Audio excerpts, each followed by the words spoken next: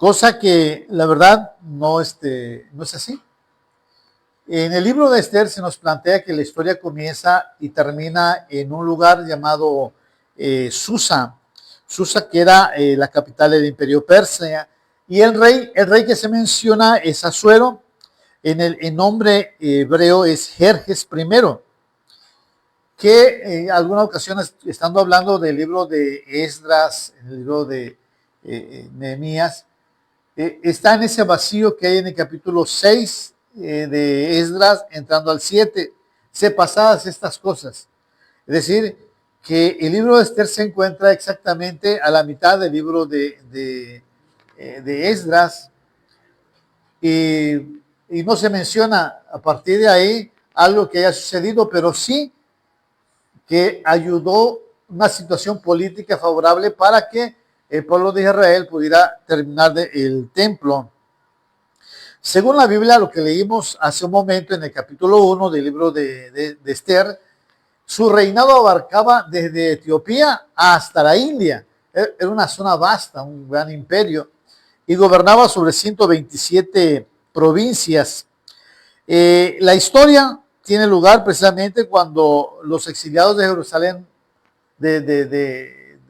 exiliados, van a Jerusalén, empiezan a construir el templo, el altar, y está esa parte, ese periodo donde muchos judíos aún permanecen en Persia, pero otros ya entran al pueblo de Israel.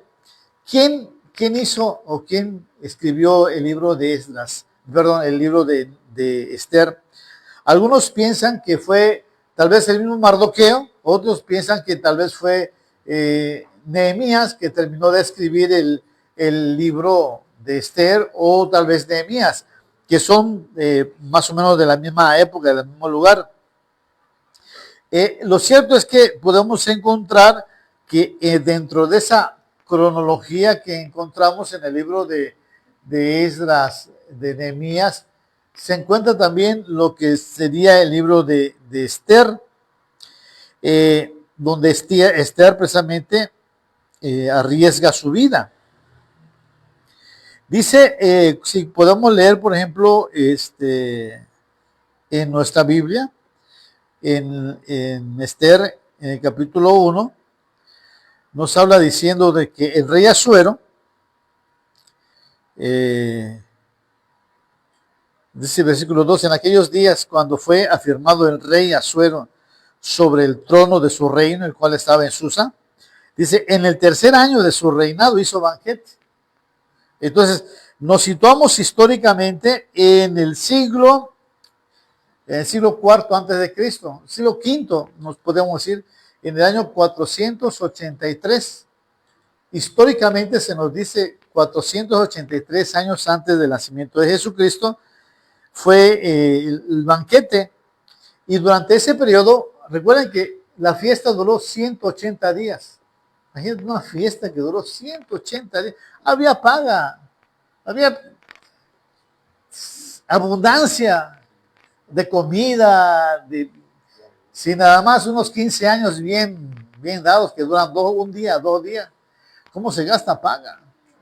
Ahora imagínate 180 días en la fiesta de un rey, porque estaba celebrando. Muchos dicen que estaba celebrando la invasión hacia Grecia y que su imperio se iba a extender hacia Europa. Pero vemos que hay un altercado ahí que, pasando los 180 días de fiesta, se extiende 7 días más para todo el pueblo, y la reina Basti es invitada, pero es desechada.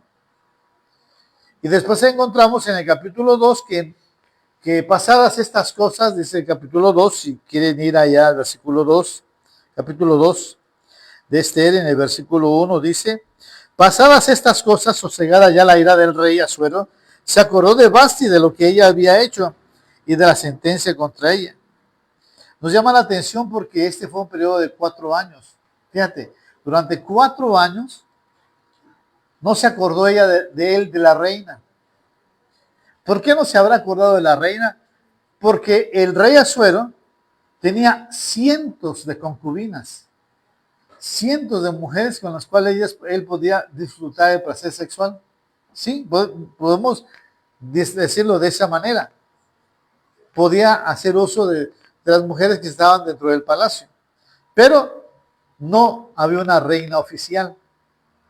Entonces se nos dice, según la historia, que fue 7 años, en el año séptimo del rey Asuero, es decir, si en el año 3 despidió a Basti, más llegando al séptimo año de su reinado, son 4 años más sin que tuviera una esposa real. No fue sino hasta que se hace ese concurso de ver quién era la más hermosa y la que más le agradaba al rey, donde Esther fue proclamada reina de Israel. Se nos habla también que después de estas cosas, en el año 479 al 474, Mardoqueo, primo de Esther, descubre una conspiración contra el rey. 12 años en el año 12 de Asuero. ¿Y dónde podemos ver esta sucesión de eventos? Bueno, cuando nos dice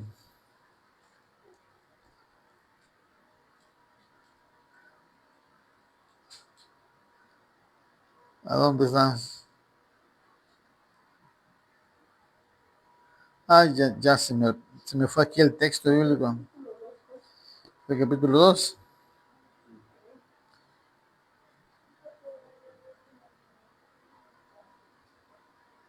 Ahorita lo vamos a investigar. Se me descuadró por ahí el texto bíblico, pero al 12º año de Asuero, encontramos como Amán, el primer ministro, 2:19 en adelante, Amán, el primer ministro, trama la aniquilación de los judíos y echa lo que le llama por suerte, para ver en qué día, en qué mes, en qué año han de morir los judíos. Y así sucesivamente se nos plantea que al siguiente año, o en ese mismo año, Esther arriesga su vida para entrar al palacio del rey. Y al siguiente año, en ese año, al final del año, Amán es ejecutado en la horca que había preparado para Mardoqueo. Entonces, en forma general, de eso se habla. Y cómo Mardoqueo se ha ahorcado y todos los enemigos de Israel también son aniquilados. Hay una contraorden del rey que permite que los judíos se defiendan contra sus enemigos y así puedan ellos salvar la vida. En el libro de Esther se manejan como un doble filo o un doble lenguaje. Primero, un lenguaje similar al de la Pascua, cuando el faraón quiso aniquilar al pueblo de Israel, quiso matar a todo primogénito y resulta ser que los primogénitos de Egipto fueron los que murieron. De la misma manera, en Pascua, Israel fue liberado, lo mismo que sucede en el libro de Esther. El libro de Esther narra cómo el pueblo de Israel iba a ser exterminado, pero también narra su liberación y su fiesta. En Éxodo se nos habla de la fiesta de la Pascua, que es redención, pero también se nos habla en el libro de Esther la fiesta del Purim, que es la fiesta de las suertes, cuando la suerte fue cambiada por bendición. El hombre echa suertes, pero es Dios el que tiene al final de cuentas la decisión tomada. Dentro de las festividades judías hay una que se llama las festividades de los rollos o las fiestas judías, donde hay rollos de los libros que se leen en esas fiestas. Son 5 rollos de la ley o 5 rollos o libros. Rollos le decimos porque estaban hechos antiguamente en papel de papiro, se escribía y se enrollaban, se escribían y se enrollaban y se guardaban en unos rollos y se guardaban en un lugar sagrado, un lugar para preservarlo. Y entonces se leían 5 libros en diferentes fiestas. Por ejemplo, Esther se lee en Purim, que es el 14 de Adar. El 14 de Adar pasó hace unos días atrás, hace unos 4 o 5 días atrás, cuando vieron que la luna estaba en luna llena. ¿Se acuerdan de esos días? Ese fue el 14 de Adar. Hay una fiesta en Israel y se tenía que leer el libro de Esther todo completo en ese día. Pero también está otro, por ejemplo, en Pascua. Pascua viene ya dentro de unos 30 días aproximadamente, 30, 35, 25 días que viene. Y se lee el Cantar de los Cantares, Sir HaShirim, el Cantar de los Cantares. El libro de Ruth se lee en Pentecostés, en Shavuot, así se le llama. Cuando viene la fiesta de Pentecostés, ese libro se lee. ¿Por qué? Se lee, bueno, el primero, el segundo, el libro de Cantar de los Cantares se lee porque se lee el amor que Dios le tiene al pueblo de Israel. El pueblo de Israel es la novia y el novio es Dios y la ama tanto que hasta su vida puede dar por su novia. Cuando se lee el libro de Ruth en Shavuot o en Pentecostés, recordemos que cuando Ruth se va al exilio con su marido y su marido muere y ella regresa, era tiempo de la cosecha. Y esa fue una festividad grande y hermosa donde Ruth participó. Lamentaciones es otro rollo que se lee en el Tishba, el día en la destrucción del templo. Cuando el libro de Jeremías escribe Lamentaciones y llora, y llora. Cuando llega el tiempo del Tishba en Israel, el tiempo de la celebración de la destrucción del templo, todos leen Lamentaciones, todos lloran y se lamentan. Por eso se llama allá el muro de las lamentaciones en Israel, porque llegan a leer el libro de Lamentaciones. Por eso se llama el muro de las lamentaciones. Y todo el mundo llega ahí a orar y exaltar y glorificar el nombre de Dios. Y el Eclesiastés se lee en Sukkot, fiesta de las cabañas, durante un Shabbat intermedio. Ahí se lee el Eclesiastés. ¿Por qué lo digo esto? Porque se sigue leyendo el libro de Ruth, el libro de Esther en Jerusalén, en los judíos, porque para ellos es significativo. El Dios de Israel se manifestó salvando a su pueblo. Y tú dirás, ¿y a nosotros qué? ¿A nosotros qué nos pinta? Si somos cristianos, si creemos en Jesucristo, no creemos. Pero recuerden que Jesús en la cruz del Calvario se pronunció: este es Jesús de Nazaret, rey de los judíos. Y los rabinos decían: quita ese nombre. Resulta ser que en el acróstico, que nosotros llamamos acróstico, se lee Jehová. Quien estaba ahí en la cruz del Calvario era Jehová. Y eso no le gustaba a los rabinos y a los sacerdotes, porque sabían en la lectura rabínica que escribir un nombre, pero ponerlo como acróstico, significaba una verdad revelada. Entonces, ese mismo Jehová que en la cruz del Calvario murió y resucitó, es el mismo Jehová que tiene cuidado de Israel, su pueblo. Pero que nosotros venimos a ser también el Israel de Dios. El gentil llega a ser Israel de Dios, no llega a ser judío. Porque para ser judío, tú tienes que nacer de una madre y un padre judío. De ser circuncidado y pasar por la mikvé y hacer todo el ritual judío. Nosotros somos de Israel, no somos judíos. Es interesante, ¿no? Porque pertenecemos al pueblo de Israel, aunque no seamos judíos. Sí, pertenecemos al mismo Dios del Antiguo Testamento. Y Jesús vino a salvar a su pueblo del Antiguo Testamento, pero nos extiende a nosotros, gentiles, el derecho de ser llamados hijos de Dios y pertenecer a su pueblo santo. Aquí están los puntos claves importantes. En el libro de Génesis encontramos una situación extraña. Dios le dijo a Abraham en el capítulo 12 de Génesis: vete de tu tierra y de tu parentela a la tierra que yo te mostraré, y te haré de ti una gran nación, y bendeciré a los que te bendigan y maldeciré a los que te maldigan, y en ti serán benditas todas las familias de la tierra. Así dice, que Dios haría una nación. Y si no existiera la nación de donde proviene, o de donde salió, de Abraham, de Isaac, de Jacob, si no existe esa nación, entonces la palabra de Dios dada a Abraham fracasó.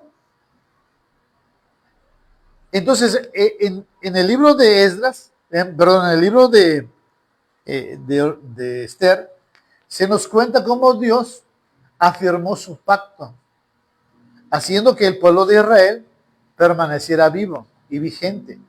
Hasta en la actualidad hay una nación que se llama Israel y se encuentra en los lugares bíblicos donde Dios le prometió a Abraham, a Isaac y Jacob que se lo daría como descendencia, se lo daría como herencia a su descendencia.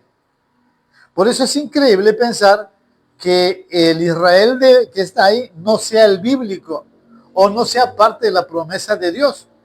Porque si no es parte de la promesa de Dios, entonces la promesa de Dios dada a Abraham no es verdad, es mentira. Pero cuando vemos el asunto del principio de este asunto, quisiera que vayamos a Esther. En el capítulo 2, en el versículo 5, porque aquí está la trama de todo esto, para que nosotros podamos identificarlo. Dice, había en Susa, residencia real, un varón judío cuyo nombre era Mardoqueo, hijo de Jair, hijo de Simei, hijo de Cis, del linaje de Benjamín. Cuando nos habla de este personaje, de que es hijo de Cis, encontramos que en 1 Samuel, 2 Samuel 16:5, nos habla de que el rey Saúl, el primer rey de Israel, venía de la familia de Cis. 2 Samuel 16:5 dice, 2 Samuel 16:5 dice, y vino el rey David hasta Bahurim, y aquí salía uno de la familia de la casa de Saúl, el cual se llamaba Simei, hijo de Gera, y salía maldiciendo. Simei, de la familia de Saúl. O sea, este texto y el texto de Esther 2, versículo 5,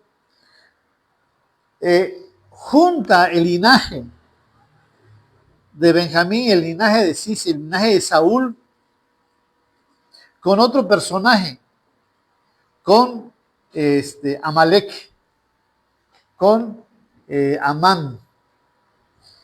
Porque Amán es precisamente un agageo, lo dice Esther 3.1.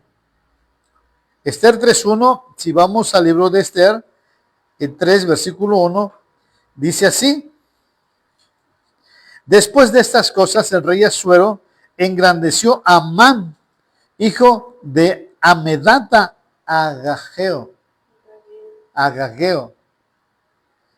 y lo honró y puso su silla sobre todos los príncipes que estaban con él. Este Agageo, la Biblia lo menciona como una persona descendiente del rey Agag. ¿Dónde encontramos esto del rey Agag? Lo encontramos en 1 Samuel capítulo 15, versículo 8. Dios le dio una orden a Samuel que fuera y matara a todos los de Amalek. 1 Samuel 15, versículo 8. Que matara a todos los de Amalek. Y que el rey de ellos se llamaba Agag. De ahí viene de los agageos o agagitas. Y tomó vivo Agag, rey de Amalek, pero a todo el pueblo mató a filo de espada. ¿Sí? Y vino el profeta Samuel y fue el que lo mató. Ahí en 1 Samuel 15, versículo 33, dice, y Samuel dijo, como tu espada dejó a las mujeres sin hijos, así tu madre será sin hijo entre las mujeres. Y entonces Samuel cortó en pedazos a Agag delante de Jehová en Gilgal. Fíjate qué interesante cómo la palabra del Señor menciona esta porción de las Escrituras. Entonces, aquí vamos en la historia de Esther, se va a encontrar dos estirpes, la estirpe de Saúl y la estirpe de Agag, del rey de los, ¿qué? Agag era el rey de Amalek, ¿sí? Saúl era rey de Israel y Gag era rey de Amalek. Pero en la historia de Esther se encuentran dos descendientes de ellos. Como diría una persona, lo que los abuelos no hicieron, los nietos lo van a realizar, la matanza entre ellos. ¿Qué pueblo mata a qué pueblo? De hecho, Dios habla diciendo de que había una pelea generacional entre Israel y Amalek. La palabra del Señor habla diciendo que había una maldición fuerte. Quiero que vayamos allá al libro de Éxodo 17, 8 al 16. Éxodo 17. ¿Ya lo tienes?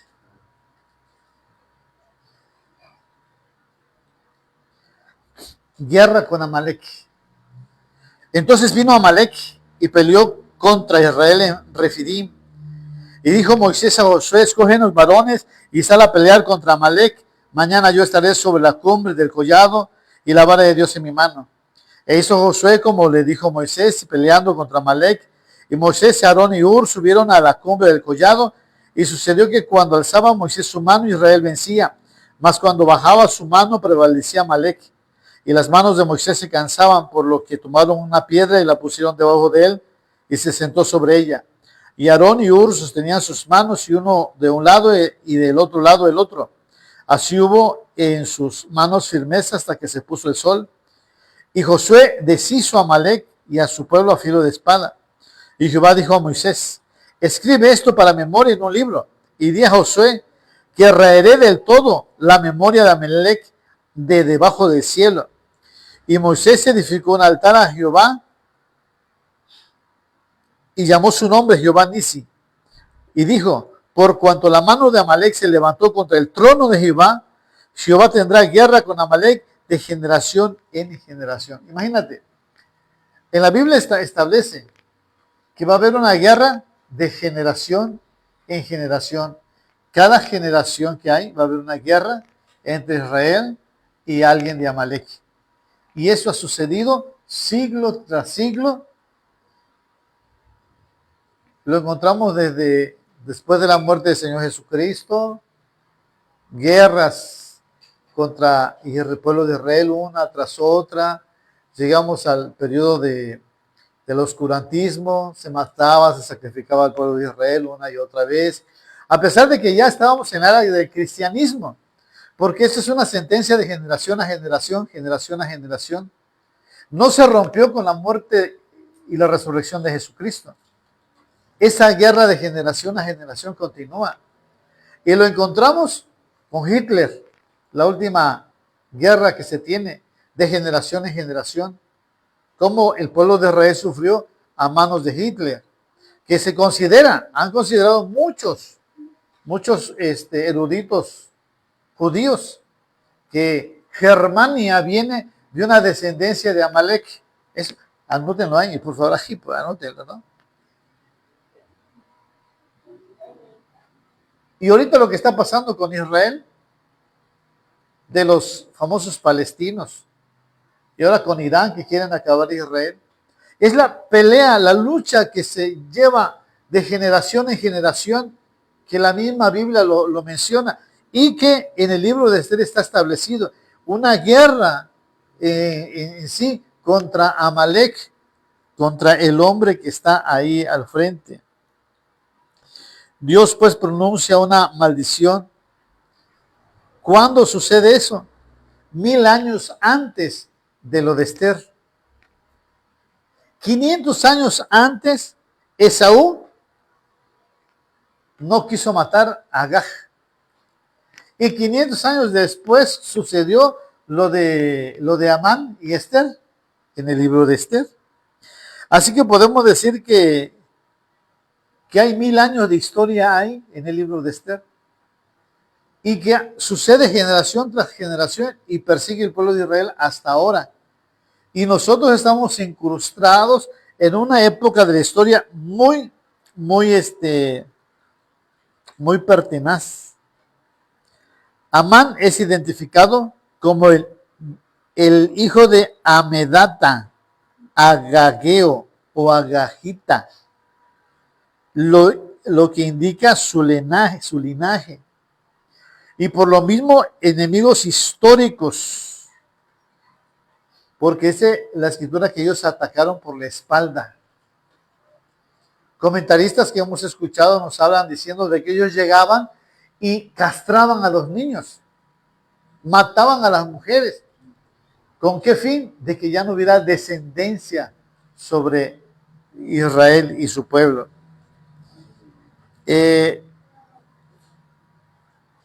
Hay un simbolismo ahí de odio, ¿sí?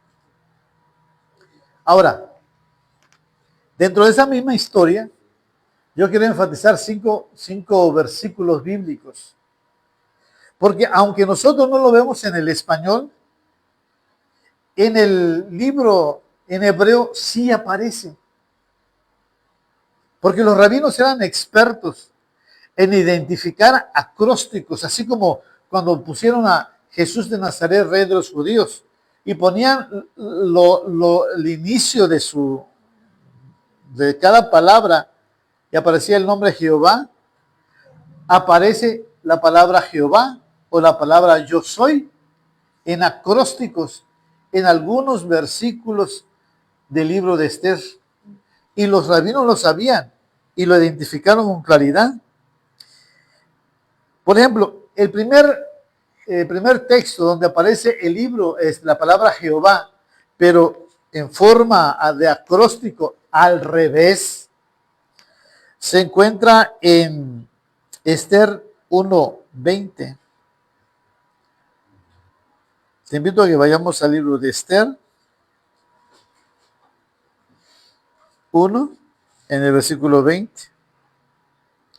Eso lo estuvimos leyendo hace unos días aquí en la casa, ¿sí? Y precisamente hoy, que es el Día de la Mujer, ¿no? Estamos hablando con mi esposa acerca de cómo el rey Asuero hizo una fiesta para buscar mujer, una reina, hizo un concurso de belleza, ¿no? Y en el Día Mundial de la Mujer, esos odios, cómo hacen que la mujer sea sobajada y demás. Y esto es algo que no le gusta a las mujeres, ¿no? De nuestro tiempo, que tiene el sentido feminista. Mira lo que dice el texto de la Biblia, dice: el decreto que dicte el rey será oído en todo su reino, aunque es grande, y todas las mujeres darán honra a sus maridos, desde el mayor hasta el menor. ¿Qué dice? Que todas las mujeres darán honra a su marido desde el mayor hasta el menor. ¿Qué significa eso en lenguaje hoy? Que la mujer que se conforme con su marido, sea rico o sea pobre, pero que aprenda a someterse a su marido. ¿Y qué dice el Nuevo Testamento? Sí, honrar, darán honra. Sí, se dan honra. ¿Y qué dice el Nuevo Testamento? Dice exactamente lo mismo, ¿no? Mujeres, ¿qué? ¿El Nuevo Testamento qué dice? ¿En dónde dice? ¿En dónde? El apóstol Pablo lo dice, ¿no? Dice, maridos, amad a vuestras mujeres. Eso nos toca a nosotros, que nosotros debemos amarla. Así como Cristo amó a la iglesia y se entregó a sí mismo por ella, ¿no? Y las mujeres deben, ¿qué dice? Efesios 5:25, ¿qué dice?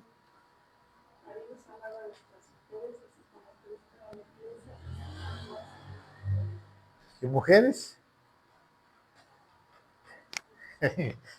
No aparece ese mandamiento, no aparece. ¿Qué tienen que hacer las mujeres? Imagínate, bueno, en el texto bíblico del libro de Esther, ya se mandaba ese mandamiento. Pero lo más extraño es que el nombre de Dios estaba al revés.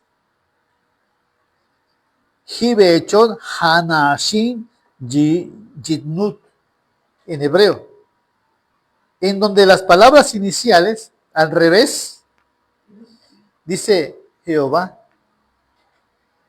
Y hay otro caso singular. Algunos rabinos han considerado que el nombre de Dios no aparece, pero dicen, cuando dice la palabra rey, habla de dos sentidos. El rey Jehová de los ejércitos o puede ser el rey Asuero. Pero si no dice al rey Asuero con claridad, entonces se puede tomar en dos sentidos. El rey de los cielos estaba ahí, diciendo que este decreto venía directamente del rey celestial sobre este mandato. Otro texto de la Biblia donde encuentra este sentido, ya que en este sentido el decreto sobre el respeto a los esposos, las iniciales de las 4 palabras hebreas forman el Yod, el Hei, Bab, Hei, el nombre de Jehová, en donde Dios está presente aún en los decretos de los gentiles. El segundo texto lo encontramos en Esther 5, versículo 4. Esther 5, 4, en donde Esther invita al rey y a Amán, y se interpreta que Esther sabía que Dios estaba orquestando la reunión, y el acróstico derecho indica la intervención divina positiva, que se lee la luz. Jehová, la luz. Al revés. Interesante, ¿no? Que en ese planteamiento Dios estaba ahí. Por eso se dice, Dios está oculto ante los ojos de los hombres, pero Dios está ahí orquestando de manera prodigiosa los eventos que se han de suceder en el libro de Esther. Vamos al tercer texto bíblico donde el nombre de Dios está oculto y que solamente se puede leer en el texto hebreo. Estamos en Esther 5, versículo 13. Al revés, pero en los aspectos finales. En hebreo dice Sed Hei Neen Shobet Lei, que significa Amán dice que de todo esto no me vale. O sea, la riqueza, el honor, no me vale nada. ¿Por qué? Porque Amán no se arrodilla delante de mí. ¿Puedes leer el texto bíblico? Mardoqueo no se arrodilla delante de mí. ¿Qué dice?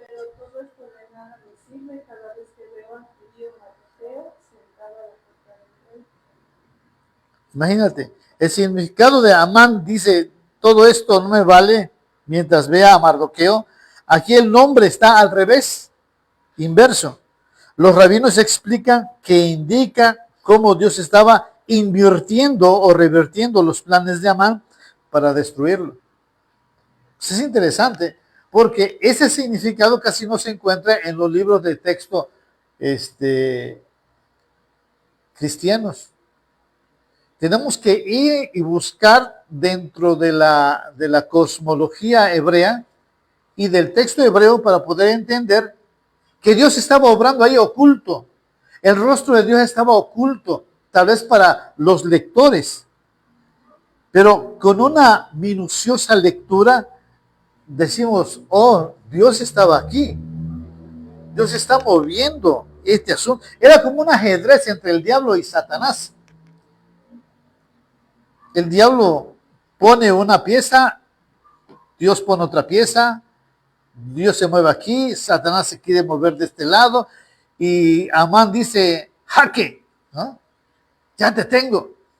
Pero la pieza que Dios había colocado acá era la reina Esther y Amán por otro lado dice, jaque mate, ¿no? Y la jugada se decide porque Dios tiene, imagínate, Basti fue quitada como reina y colocada sobre ella una mujer hebrea que dice que era obediente a su padre, a Mardoqueo, y lo obedecía en todo.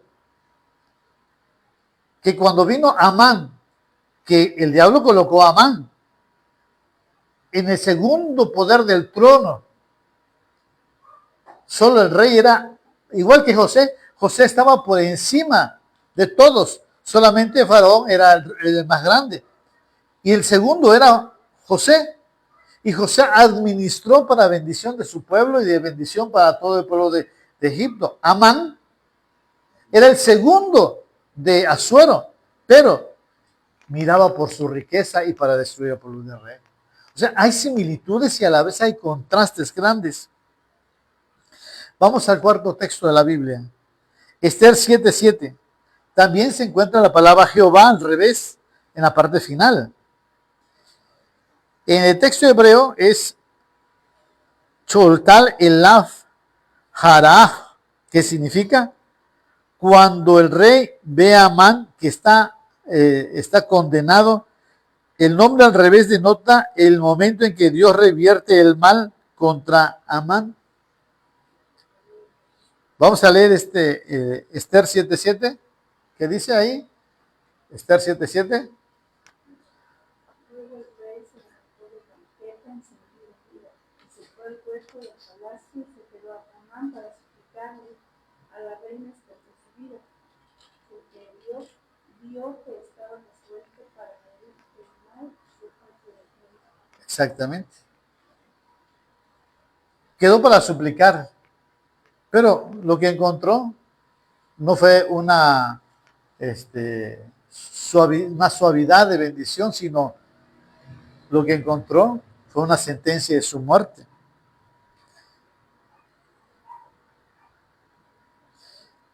Entonces, eso lo encontramos en Esther 7:7. Y hay una variación en Esther 7:5 o también en Esther 1:13, en donde está la versión Eyeh, es decir, yo soy. Algunos estudiosos incluyen Esther 7:5 como yo soy, en inglés I am, en hebreo, Eyeh. El significado es que Dios está presente en ese sentido, en ese punto. Así que podemos entender que en el libro de Esther, Dios está ahí, está oculto. No se logra ver, pero está ahí. Yo me pregunto el día de hoy, ¿en qué posición Dios ha colocado a alguien que tal vez tú ni yo sepamos, pero que está obrando a favor de su pueblo, obrando a favor de ti? Que pareciera que no está sucediendo nada, pero Dios está obrando. Por eso es tan importante la oración y que podamos orar tan grande, porque la oración altera el futuro. La oración altera lo que viene en el poder y en el favor de Dios. Aquí entro ya en situaciones de la física cuántica y de todas que les he platicado a mi esposa y a mis hijos, pero ahorita no tengo la oportunidad de hablar de eso. Pero la oración cambia el futuro. La oración tiene el poder, la fe, la oración tiene el poder para cambiar las cosas que tal vez nosotros no podamos entender, pero Dios puede cambiar el sentido espiritual, así como Dios lo cambió con Amán, con Esther. Ya estaba echada la suerte, echado el purín, suertes. Para tal fecha vas a morir. Para tal fecha el cáncer que tú tienes se va a desatar y ya no vas a vivir. Para tal fecha tú vas a reprobar todos tus exámenes. Para tal fecha ya no vas a poder tener ni un trabajo. Para tal fecha ya está destinado tu muerte. Así puede decir el adversario. ¿Qué dijo Esther? Vamos a ayunar 3 días. Y vamos a ayunar y vamos a quebrantar nuestra alma. Y voy a entrar en la cámara del rey. Muchos dicen ahí que lo que estaba haciendo Esther era un sacrilegio. Porque el ayuno solamente se tenía que hacer en tiempo de la fiesta del perdón, del arrepentimiento, y todavía no era. Pero ella se arriesgó a ayunar y estar para entrar al rey. Pero como el rey no dice Asuero, así que muchos interpretan que Esther iba a ayunar para presentarse delante del rey de reyes, o sea, Jehová de los ejércitos. Por eso su nombre está oculto. Y cuando terminó la oración de Esther y Dios le concedió su permiso, entonces se volvió ley, porque Dios le concedió a Esther, o sea, Dios el Eterno, le concedió a Esther su petición y por eso se hizo ley y por eso se hizo fiesta, fiesta fiesta nacional del Purim. Entonces aquí encontramos cómo hay algo oculto. Dios oculta su rostro, pero Dios está ahí. Dios se encuentra ahí. La promesa de Dios dice que en aquel día Él va a esconder su rostro, pero Él estará presente ahí. Ahora, hay otro asunto que yo quisiera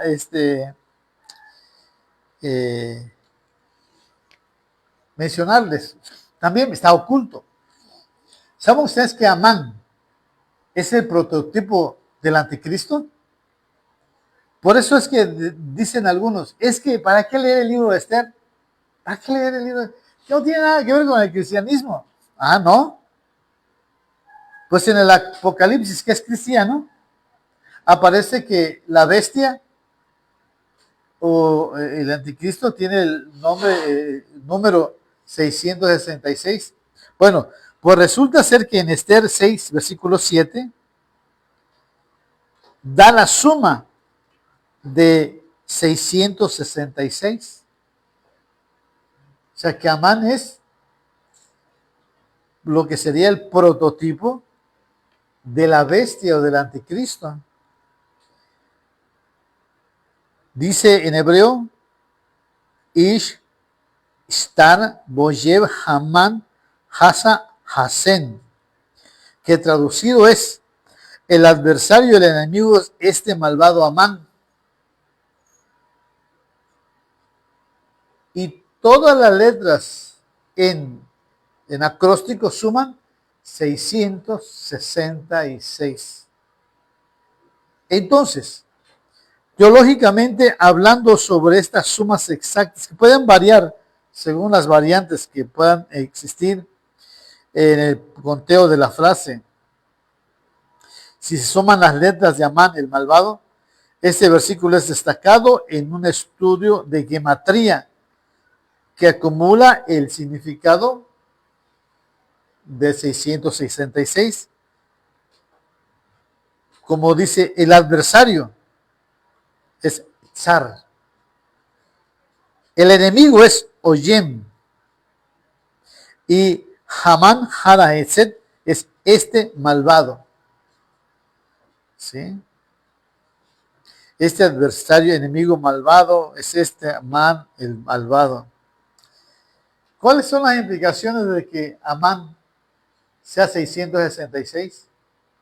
Vamos a ver en el Apocalipsis. En el libro del Apocalipsis encontramos cómo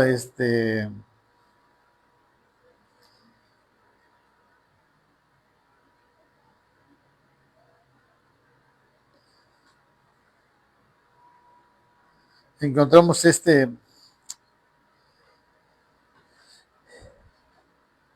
si podemos ver el capítulo 13.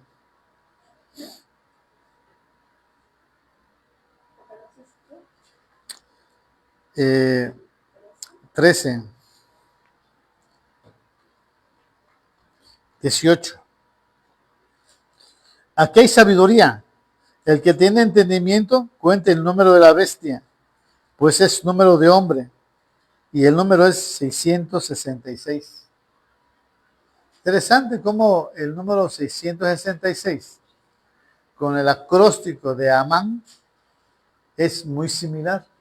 Ahora, si ponemos en contexto los dos, ¿cómo llegó Amán al poder?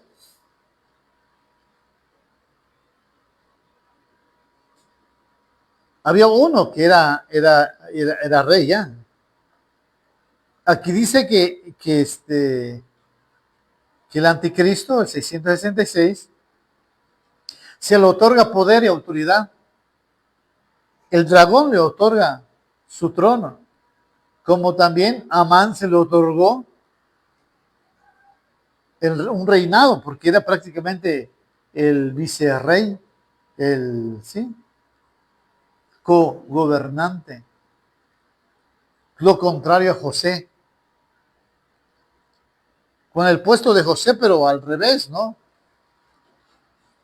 Y estaba dispuesto a acabar con los judíos. Entonces, si ese Amán se repite en los parámetros bíblicos, Amán, ese Amán que viene, el Amán apocalíptico, el Amán del Antiguo Testamento, ¿qué va a hacer? ¿Destruir a los judíos otra vez? ¿Destruir Jerusalén otra vez? Y cuando estos se logran defender, como dice el Apocalipsis, se volverá contra, ¿sí?, los descendientes de la mujer, es decir, con los cristianos, y peleará contra ellos. O sea, no estamos a salvo. Se va a levantar otro Amán contra los judíos nada más. No, es que ahora va a ser a nivel mundial y global y nos va a afectar a nosotros. Por eso decir que el libro de Esther nada más es un libro para los judíos y entre los judíos, estamos muy errados, porque eso tiene connotaciones actuales para nosotros. No sé si ustedes están viendo las situaciones de Israel en la actualidad. A otros no les interesa. A mí lo que me interesa aquí, lo que está pasando en México. Ay, qué bueno que te interese lo que está pasando en México. Porque ya Trump quiere meterse a invadir México. No, esas noticias no me gustan. Pues entonces, ¿cuál? Que aquí el grupo Pacal de Chiapas está siendo vigilado porque tiene conexión con el Mencho. No, tampoco esa no me gusta. Bueno, vamos a hablar de Bochil, que el hermano del presidente quiere que votemos para que sea presidente también, y cuando está sacando en sus redes sociales de que le gusta ser gay, o le gusta que aquí nos vistamos como mujeres. No hablemos de otra noticia, pues hablamos de tu casa, ¿cómo está tu casa? ¿No te gusta hablar de Israel? ¿No te gusta hablar de otras naciones? ¿No te gusta hablar de lo que va a pasar en México? En tu Chiapas estamos invadidos. Y estamos en una situación tremenda, diría por ahí. Si no nos afianzamos en Cristo. Si no nos ponemos a orar como el pueblo de Israel en el tiempo de Esther, para que nuestros adversarios o el adversario no domine sobre nosotros. Por eso decía yo con mucha claridad que la oración tiene el poder, la oración, la fe, cambia el futuro, puede cambiar. Y ahí entra la física cuántica, diciéndole, ¿no? Que como hay partículas que se mueven en forma diferida o distinto en el momento que el hombre lo observa. Hay una observación visual, mientras el hombre no lo observe, sigue un camino, un destino, una línea. Pero en el momento en que el hombre pone su acción, su mirada ahí, aún en las moléculas a nivel subcuántico, cuántico, se cambian y se alteran. Entonces el hombre tiene esa capacidad, como también lo dijo Jesucristo, para el que cree, todo le es posible. Para el que cree, todo le es posible. Y Amán creía que iba a destruir a los judíos. Pero intervino Esther, Mardoqueo, el pueblo orando. Y cambiaron ese sentido. El 666 como imperfección total. En la numerología bíblica el 7 es el número perfecto y el 6 es imperfecto. Por eso cuando hablamos de esta situación apocalíptica, y encontramos como Amán es colgado, ¿sí? En el capítulo, Esther 7, narra como Amán es colgado en la misma horca que él preparó para Mardoqueo. Esto tiene una implicación apocalíptica, porque Dios va a destruir al mal con ese mal que nos quiere hacer a nosotros. Dios lo va a castigar. Dios lo va a destruir. Nosotros, la iglesia, podemos ser la Esther de los tiempos bíblicos. Orar, ayunar,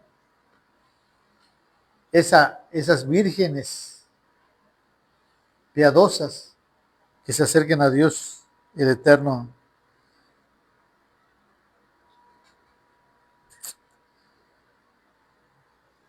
Sí, Amán es el arquetipo del mal, pero también encontramos hombres y mujeres que se levantan para vencer al adversario.